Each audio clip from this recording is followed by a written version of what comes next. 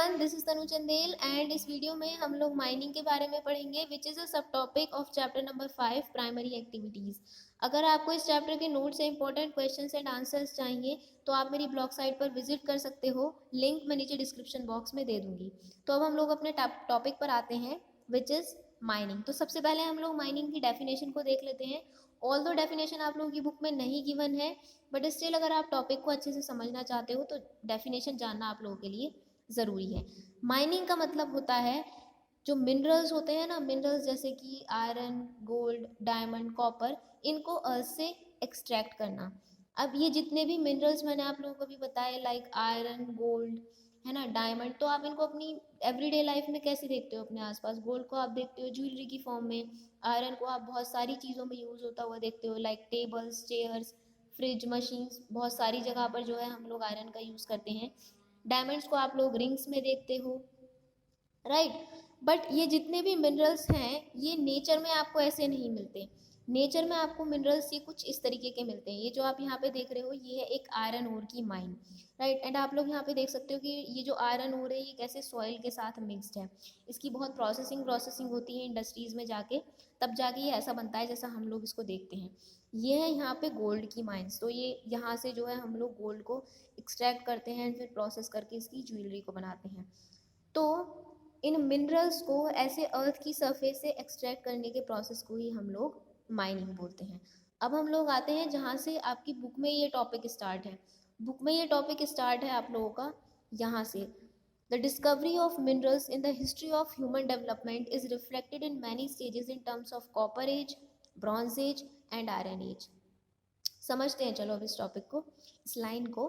तो ये बात मैंने आप लोगों को इस चैप्टर की शुरुआत में भी बताई थी कि जो अर्लीस्ट ह्यूमन बींग्स थे वो हंटिंग एंड गैदरिंग से अपना पेट पालते थे। एंड हंटिंग एंड गैदरिंग भी वो बहुत ही प्रिमिटिव टूल्स के साथ करते थे, जैसे कि ये हुआ आपका स्टोन, है ना, एंड कुछ जो ट्विग्स हुई यानी कि जो टहनी होती हैं, लकड़ियाँ होती हैं, उनसे ही वो जानवरों को मारते थे। तो वो ज़्यादा जानवरों को मार भी नहीं पाते थे इन सब टूल्स से। फिर धीरे धीरे क्या हुआ कि ह्यूमन बींग्स ने प्रोग्रेस करनी चालू की। उन्होंने नए नए मिनरल्स को ढूंढा, जैसे कि कॉपर को ढूंढा, उन्होंने ब्रॉन्ज को ढूंढा, आयरन को ढूंढा, एंड फिर उनसे टूल्स बनाने चालू किए, उनसे वेपन्स बनाने चालू किए, उनसे बर्तन बनाने चालू किए। तो मिनरल्स की इम्पोर्टेंस इतनी ज़्यादा है ह्यूमन हिस्ट्री में कि जब जब ह्यूमन बींग्स ने कोई नया मिनरल खोजा, हमने उस पीरियड ऑफ टाइम को उस मिनरल का ही नाम दे दिया, राइट। जैसे कि आप लोग सपोज करो कि ह्यूमन बींग्स ने जो कॉपर था वो आज से लगभग 7,000 साल पहले जो था उसको ढूंढा। तो कॉपर को ढूंढने की शुरुआत से लेके ब्रॉन्ज को ढूंढने तक के पीरियड ऑफ टाइम को हम लोग कॉपर एज बोल देते हैं। 7,000 साल पहले कॉपर को ह्यूमन बींग्स ने पहली बार खोजा। फिर सपोज करो कि 6,000 साल पहले ह्यूमन बींग्स ने ब्रॉन्ज को खोजा। तो ये जो 1,000 साल का पीरियड है हम लोग इसको बोलेंगे कॉपर एज। फिर ब्रॉन्ज ढूंढ लिया। ब्रॉन्ज क्या होता है? ब्रॉन्ज होता है जो आपका वो होता है ना, कॉपर और टिन, उसको मिक्स कर देते हैं, उसका एक अलॉय होता है ब्रॉन्ज। फिर ब्रॉन्ज को भी ढूंढ दिया। अब ब्रॉन्ज को ढूंढने से लेकर के आयरन को ढूंढने तक, मतलब इस पीरियड ऑफ टाइम को हम लोग बोलेंगे ब्रॉन्ज एज। और फिर ब्रॉन्ज एज के बाद आप लोगों की आ जाएगी आयरन एज, यानी कि जब ह्यूमन बींग्स ने आयरन को ढूंढ लिया। एंड आयरन को ढूंढने के बाद तो पूरा का पूरा रेवोल्यूशन ही आ गया एग्रीकल्चर में। फिर उससे क्या हुआ कि ह्यूमन बींग्स ने प्लो को ढूंढ लिया, फिर उसकी वजह से फूड प्रोडक्शन बढ़ा एंड ऑब्वियसली पॉपुलेशन भी बढ़ी। इसको आप पहले चैप्टर से जो है लिंक करके देख सकते हो, द वर्ल्ड पॉपुलेशन वाले से। अब आप लोगों को नेक्स्ट लाइन में ये बताया गया है कि पुराने ज़माने में जो ये मिनरल्स थे ना, इनका यूज़ बस बर्तन बनाने, ठीक है, जैसे ह्यूमन बींग्स कुछ इस तरीके के बर्तन बनाते थे और बस कुछ इस तरीके से छोटे मोटे टूल्स बना लेते थे, और वेपन्स जैसे कि तलवार वलवार, बस यहीं तक सीमित था इन मिनरल्स का यूज़। ऐसे आज की तरह नहीं करते थे, जैसे आज हम लोग फ्रिज भी बनाते हैं, वॉशिंग मशीन भी बनाते हैं, कूलर वगैरह में भी यूज़ करते हैं। तो उस टाइम पर इतना ज़्यादा यूज़ नहीं था मिनरल्स का। मिनरल्स का बड़े स्केल पर यूज़ होना शुरू हुआ इंडस्ट्रियल रेवोल्यूशन के बाद। अब ये इंडस्ट्रियल रेवोल्यूशन एंड माइनिंग के बीच में कनेक्शन क्या है? कनेक्शन ऐसे है कि इंडस्ट्रियल रेवोल्यूशन तो आपको पता ही है। इंडस्ट्रियल रेवोल्यूशन में क्या हुआ कि पहले मान लो कि कोई इंसान था वो अपने हाथ से जो है सामानों को बनाता था, बट अब वही सामान जो है वो मशीन्स बना सकती हैं। पहले अगर कोई इंसान अपने घर में ही जो है कुछ चीज़ों का प्रोडक्शन कर रहा था, तो अब वो फैक्ट्री में जाएगा उन सेम चीज़ों का प्रोडक्शन करने के लिए। तो अब आप लोग मुझे खुद ही बताओ कि कोई इंसान हाथ से ज़्यादा जल्दी सामानों को बना सकता है या फिर मशीन्स बनाएंगी? ऑब्वियसली मशीन्स बनाएंगी। तो मशीन्स की वजह से क्या हुआ कि बहुत जल्दी जो है वो हम लोग गुड्स का प्रोडक्शन कर पाए। अब आप लोगों को प्रोडक्शन के लिए कुछ रॉ मटेरियल की भी ज़रूरत है, राइट? एंड रॉ मटेरियल क्या है? ये मिनरल्स हैं। इसलिए इंडस्ट्रियल रेवोल्यूशन आने के बाद जो है माइनिंग जिस स्केल पे की जाती थी वो स्केल बढ़ गया। बहुत ही बड़े स्केल पे जो है अब माइनिंग होने लग गई, ताकि ज़्यादा से ज़्यादा जो है इंडस्ट्रीज़ वो सामान को प्रोड्यूस कर सके एंड जो इंडस्ट्रियलिस्ट हैं उनका फ़ायदा हो सके, उनका प्रॉफिट हो सके। इसके बाद में आप लोग का नेक्स्ट जो टॉपिक है वो है फैक्टर्स अफेक्टिंग माइनिंग एक्टिविटीज़। तो इसका मतलब बस सीधा सीधा से यही है कि कौन कौन से ऐसे फैक्टर्स हैं जो माइनिंग एक्टिविटीज़ को अफेक्ट करेंगे, या फिर कोई इंसान क्यों भला माइनिंग करेगा, राइट?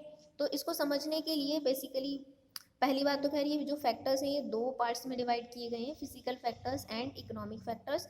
एंड हम लोग पहले इकोनॉमिक फैक्टर्स को समझेंगे। तो इकोनॉमिक फैक्टर्स को समझने के लिए सपोज करो कि आप जो हो वो एक इंडस्ट्रियलिस्ट हो, राइट? एंड आप लोगों को जो है कोई एक इंडस्ट्री सेटअप करनी है। वैसे तो आप इंडस्ट्री बहुत सारी सेटअप कर सकते हो, बट हम यहाँ पर अभी सपोज कर रहे हैं कि आपको मिनरल से रिलेटेड कोई इंडस्ट्री सेटअप करनी है। तो अब आप सबसे पहले क्या सोचोगे? जो कुछ चीज़ें आप लोगों के दिमाग में आएंगी, वो पहली चीज़ ये होगी कि ऐसा कौन सा मिनरल है जिसकी सबसे ज़्यादा डिमांड है मार्केट में।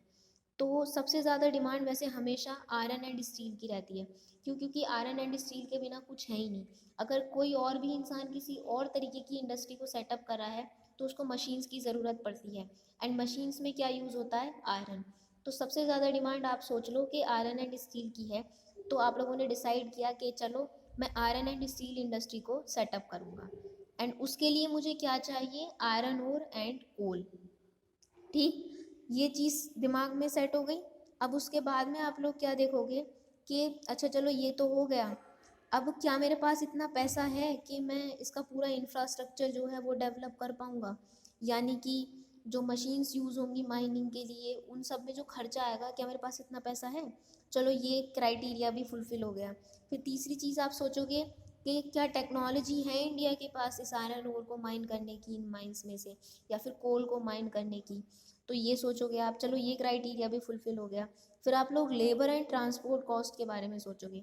आप लोग सोचोगे कि जो मज़दूर होंगे वो कितना पैसा लेंगे, मतलब माइनिंग करने के लिए। कहीं ऐसा तो नहीं है कि वो पैसा इतना ज़्यादा ले ले कि फिर मुझे प्रॉफिट ही ना हो पाए। Same goes for transportation. अब सपोज़ करो कि जो आयरन ओर की माइन है वो है यहाँ पे, बट आप लोग जो इंडस्ट्री सेटअप करना चाह रहे हो वो कहीं यहाँ पे करना चाह रहे हो।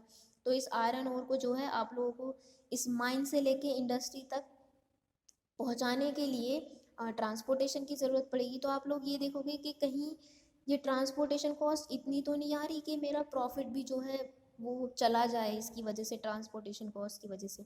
तो आप ये सारी चीज़ें जो है दिमाग में रखोगे, मुझे ज़्यादा से ज़्यादा प्रॉफिट होना चाहिए, राइट? तो ये हो गए इकोनॉमिक फैक्टर्स। नाम इकोनॉमिक क्यों है इनका? क्योंकि ये सब कुछ आप देखो सब कुछ पैसे से रिलेटेड है। फिर उसके बाद में आएंगे फिजिकल फैक्टर्स। चलो आप सोचो कि ये सारी की सारी चीज़ें जो थी ये सेट हो गई, आपको सब कुछ पता चल गया, टेक्नोलॉजी भी है, पैसा भी है, सब कुछ ठीक है। अब आप लोग ढूंढोगे माइन की लोकेशन को कि मैं कौन सी माइनिंग में जाके जो है माइनिंग करवाऊँ। तो उसमें आप सबसे पहली चीज़ ये देखोगे कि जो माइन है उसका साइज़ क्या है। अब सपोज़ करो कि आपको कोई आयरन की माइन तो मिल गई, बट वहाँ पे आयरन बहुत थोड़ा सा है। तो आप इतने सारे लोग ले जाके, इतनी सारी मशीन ले जाके क्या करोगे वहाँ पे? अगर वहाँ पे आयरन इतना कम है तो आपको तो नुकसान हो जाएगा, फ़ायदा होना चाहिए ना।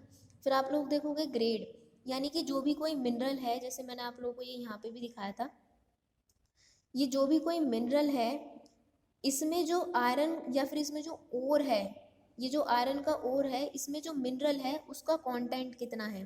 कहीं ऐसा तो नहीं है जैसे ये आयरन ओर है तो इसमें मिट्टी ही ज़्यादा है, जो आयरन है वो कम है। तो आप ये सारी चीज़ें देखोगे, आपको फ़ायदा होना चाहिए। ऐसा नहीं है कि जो आयरन ओर है इसमें जो एक्चुअली में आयरन की क्वांटिटी है वो कुल 30 या 40% ही है, तो वो इतना अच्छा आप लोगों के लिए नहीं रहेगा। अच्छा कब रहेगा? जब इस आयरन ओर में जो एक्चुअली में आयरन की क्वांटिटी है वो एटलीस्ट 50 या 60% हो। ठीक, मिट्टी ज़्यादा नहीं होनी चाहिए, हमें आयरन से मतलब है।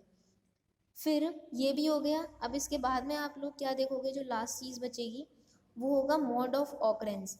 यानी कि कुछ ऐसा तो नहीं है कि मान लो आपको आयरन माइन करना है, बट पता चलता है कि आयरन जो है वो अर्थ की, मान लो ये अर्थ की सरफेस है, तो अर्थ की सरफेस में कहीं बहुत ही नीचे जाके जो है वो आयरन है, जिसको आप लोगों को मतलब माइन करने के लिए बहुत ही ज़्यादा पैसा लगाना पड़ेगा, या तो जो आपको कॉस्ट बेनिफिट नहीं देगा, या फिर आप इसको माइन ही नहीं कर सकते उतने नीचे जाके। तो ये सारे जो है फैक्टर्स वो अफेक्ट करेंगे माइनिंग एक्टिविटीज़ को, डिसाइड करेंगे कि माइनिंग होगी या नहीं होगी। अब इसके बाद में जो नेक्स्ट टॉपिक है आप लोगों का वो है मेथड्स ऑफ माइनिंग। तो मेथड्स ऑफ माइनिंग को जो डिफ्रेंशिएट करने का बेसिस है वो ये है कि कोई भी जो मिनरल है वो अर्थ की सरफेस के ऊपर है या अर्थ की सरफेस के नीचे है। अगर मिनरल अर्थ की सरफेस के ऊपर पाया जाता है, जैसे कि मैंने आप लोगों को वहाँ पे गोल्ड दिखाया था, आयरन दिखाया था, तो उसको जो माइन करने का मेथड होगा हम लोग उसको बोलेंगे सरफेस माइनिंग। एंड अगर मिनरल जो है वो अर्थ की सरफेस के नीचे है तो उसको जो माइन करने का मेथड होगा वो होगा अंडरग्राउंड माइनिंग मेथड। तो ये हुए दो तरीके की माइनिंग। तो ये देख सकते हो आप यहाँ पे सरफेस माइनिंग। सबसे पहले हम लोग पढ़ेंगे अंडरग्राउंड माइनिंग के बारे में। तो जैसे कि मैंने अभी आप लोगों को बताया कि अंडरग्राउंड माइनिंग कब होगी, जब जो मिनरल है वो अर्थ की सरफेस की जो है कुछ ऐसे नीचे पाया जाएगा। ठीक, लेट सपोज कि ये अर्थ की सरफेस है एंड सरफेस में कहीं नीचे जाके हमें पता चला कि ये कोल है यहाँ पे, राइट, बहुत सारा, एंड यहाँ पे भी सपोज करो कि बहुत सारा कोल है। एंड अभी हम जो है इसको माइन करेंगे। कैसे माइन करेंगे, तो हम लोग ऐसे कोई गड्ढा खोदेंगे ज़मीन के अंदर, ठीक, फिर एक गैलरी जो है हम लोग यहाँ पे रेडिएट करेंगे, एक यहाँ पे रेडिएट करेंगे इन मिनरल्स तक पहुँचने के लिए, राइट। तो फिर पहली चीज़ तो आप लोगों को ये यहाँ पे गड्ढा खोदना है, इसमें बहुत पैसा लग जाएगा, ठीक। फिर उसके बाद में जो माइनर्स हैं वो क्या नीचे कूद के जाएंगे? जी नहीं, कूद के नहीं जाएंगे। तो यहाँ पे क्या होंगी, लिफ्ट्स होंगी जो इन माइनर्स को जो है नीचे तक लेके जाएंगी ताकि वो यहाँ पे जाके जो है माइनिंग कर सकें। आप लोगों ने ये बहुत सारी मूवीज़ में भी देखा होगा कि कोल माइंस में जो है वो वर्कर्स कैसे काम करते हैं। चलो अब ये लोग यहाँ तक पहुँच भी गए। अब आखिरी चीज़ आती है कि इन लोगों को इस कोल को माइन करना है। तो अब ये इस कोल को माइन करेंगे कैसे? देखो, बहुत सारी मशीन्स का या बहुत सारे टूल्स का ये लोग यूज़ करेंगे इस कोल को माइन करने के लिए। सबसे पहले ये लोग क्या करेंगे कि जो ड्रिलिंग मशीन्स होती है ना, आप लोगों ने देखी भी होंगी, हमारे घर में भी जो हम दीवार पे छेद करने के लिए यूज़ करते हैं, कुछ उसी तरीके की ड्रिलिंग मशीन्स होंगी जिसको वो जो कोल होगा ना उस पर मतलब ऐसे दीवार पे वो चलाएंगे ताकि वो जो कोल है वो थोड़ा लूज़ हो जाए और नीचे गिर जाए। या फिर वो बहुत सारे जो है उनका यूज़ करेंगे, कुछ मतलब ब्लास्टिंग मटेरियल्स का वो लोग यूज़ करेंगे। मतलब कुछ ऐसा धमाका सा होगा एंड फिर जो धरती है वो शेक हो जाएगी एंड जो कोयला है वो भी इधर उधर बिखर जाएगा। फिर उसके बाद में उस कोयले का हम लोग क्या करेंगे कि कुछ इस तरीके के जो वैगन्स होंगे, ये जो होते हैं आप लोगों ने ये भी देखे होंगे, इनमें लोड करेंगे, लिफ्ट के सहारे ऊपर तक पहुंचाएंगे अर्थ की सरफेस पे एंड फिर उनको जो है किसी ट्रक व्रक वगैरह में भर के जो है कहीं और भेज देंगे। ठीक, तो अब हम लोग जो है इसको एक बार पढ़ लेते हैं कि क्या क्या लिख रहा है यहाँ पे। When the ore lies deep below the surface, underground method or shaft method has to be used. मैंने अभी आप लोगों को बताया था, in this method vertical shafts has to be sunk from where underground galleries radiate to reach the mineral। ये मैंने अभी आप लोगों को बताया था कि हम लोग जो है कुछ ऐसे गड्ढा खोदेंगे, इसको हम लोग शाफ्ट बोलेंगे एंड फिर मिनरल तक पहुंचने के लिए जो है हम लोग को बहुत सारी गैलरीज को मतलब वहाँ तक पहुँचने के लिए बहुत सारी गैलरीज को खोदना पड़ेगा। फिर उसके बाद में क्या है, minerals are extracted and transported to the surface through these passages. ये जो पैसेजेस, ये जो गड्ढे खोदे हैं, इनके ही थ्रू जो है हम लोग मिनरल्स को अर्थ की सरफेस तक जो है वो लेके जाएंगे।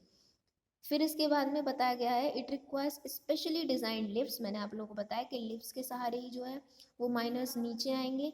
ड्रिल्स, ड्रिलिंग मशीन्स का यूज़ करेंगे। हॉलेज व्हीकल्स, हॉलेज व्हीकल्स कुछ नहीं होता, जैसे ये ट्रक वगैरह होते हैं, ये होते हैं। क्या करेंगे, मैंने आप लोगों को बताया था जो कोल है वो वैगन में है, हम लोग उसको ट्रक पे लोड करेंगे एंड जहाँ पे भी वो भेजना होगा उसको वहाँ पे भेज देंगे। Ventilation system for safety and efficient movement of people and material. अब देखो, होता क्या है कि ये जो अंडरग्राउंड माइनिंग होती है ना, ये काफ़ी ख़तरनाक होती है। ख़तरनाक कैसे होती है कि अब देखो ये ज़मीन के नीचे है एंड कुछ कभी कभी बहुत ही हार्मफुल गैसेस होती हैं, कुछ बहुत ही पॉइजनस गैसेस होती हैं जो इन वर्कर्स को बहुत ही ज़्यादा नुकसान दे जाती हैं, कभी कभी उनकी वजह से इनकी डेथ भी हो जाती है।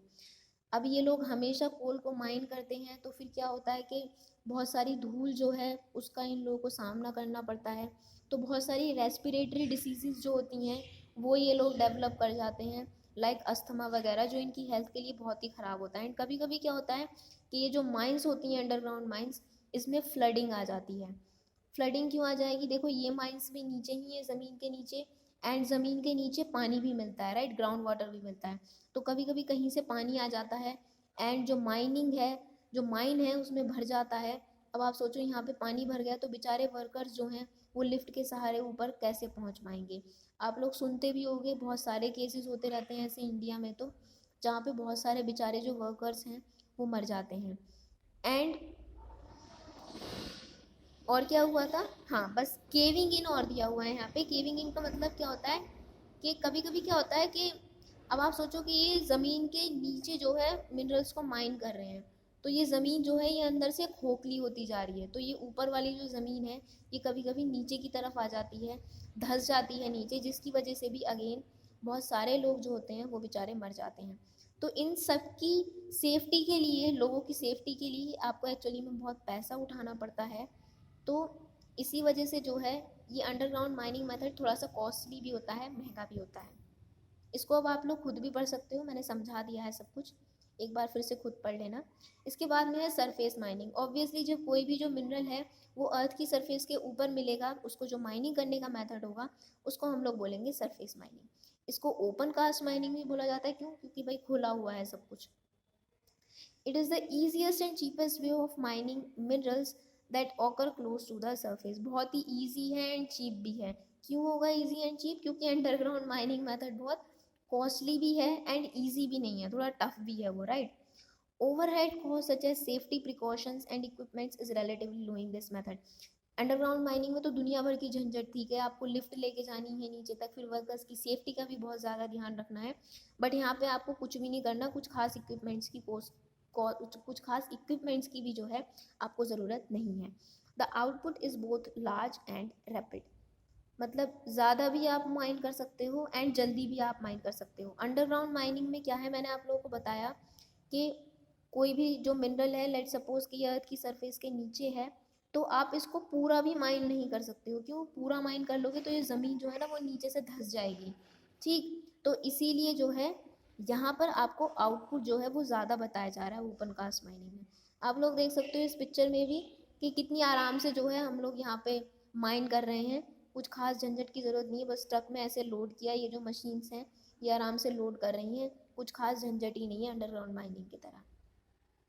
इसके बाद में आप लोग को लास्ट टॉपिक दिया हुआ है इस टॉपिक का, सब topic mining in different countries. यहाँ पे आप लोग को ये बताया जाएगा कि माइनिंग की कंडीशन कैसी है डेवलप्ड एंड डेवलपिंग कंट्रीज में।